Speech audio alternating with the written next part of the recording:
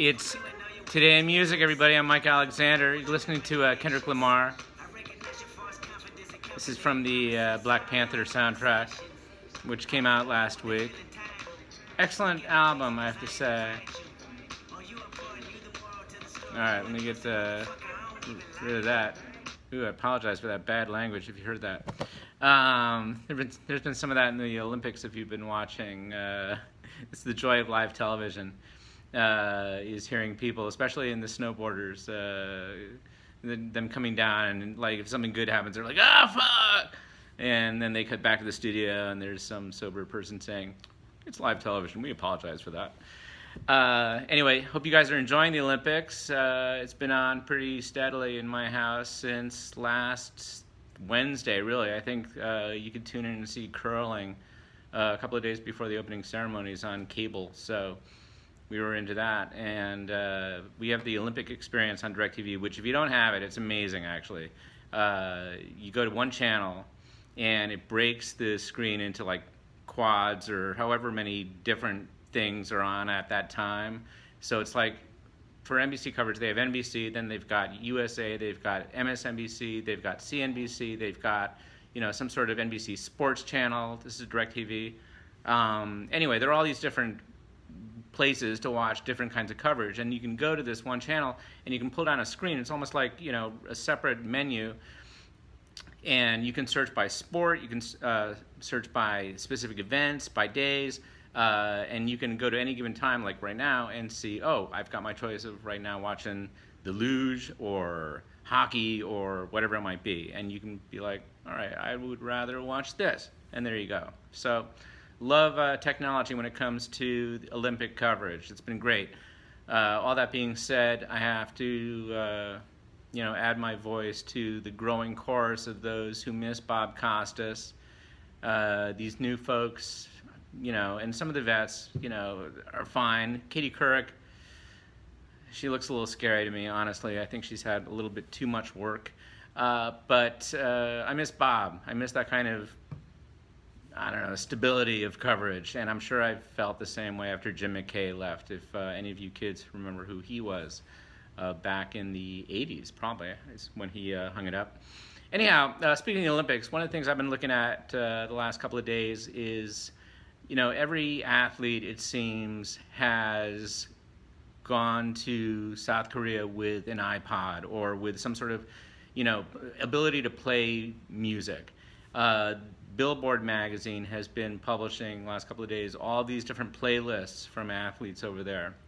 Some are, you know, into classic rock, like there's this snowboarder I was just reading about who's into like Motley Crue and Guns N' Roses and Rat, and it's like, it's very flashbacky, you know, Zeppelin and whatnot, which is cool. And then Lindsey Vonn, who could not have been on camera more during the opening ceremonies. I think it was very clear that the cameramen, whoever was shooting the opening ceremonies, were dudes, because it was like one shot after another of all these beautiful ladies, and, you know, cutting repeatedly to Lindsey Vonn, you know, giggling with her friends in the stands or what have you. Even my wife, you know, like, was finally, enough. You know, it's terrible. But other playlists that we've got here, which I thought were a little interesting, was there's this dude who has done an entire playlist out of Pitbull. It's actually a Korean hockey player, but I was like very excited about that. You know, Pitbull, especially over in the land of K-pop, they've embraced the American sounds of Mr. 305, Mr. Worldwide, as opposed to, you know, all the you know, Gangnam Style crap they have over there.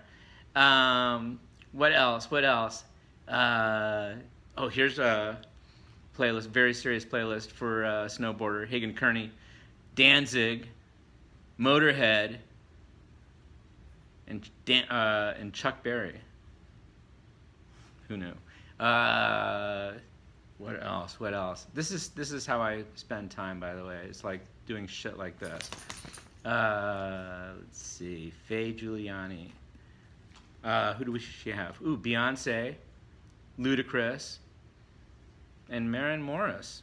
So she likes the Luda, she likes the Nashville sound, she's got an eclectic taste.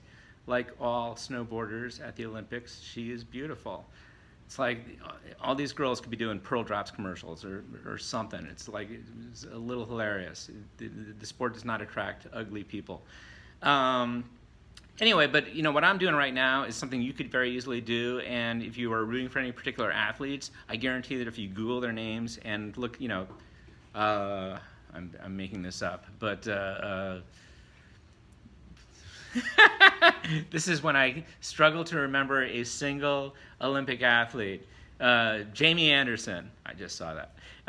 And you just like Google their name, Jamie Anderson, and then playlist, and chances are that you will find the music that they're listening to with those headphones when you're watching them before they get into their events.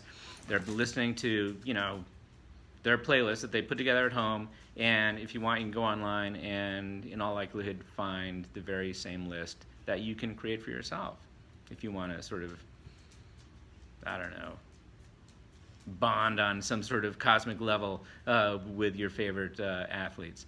Anyhow, that's it for today in music. There's been other stuff going on. As you know, the Spice Girls are getting back together, which I'm very excited about.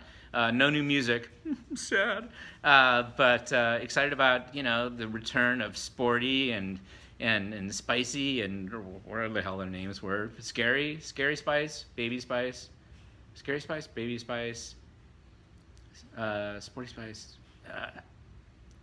Ginger Spice. Scary, did I say? Anyway, it's Sporty. They're all coming back. And what else? What else? Tons of news.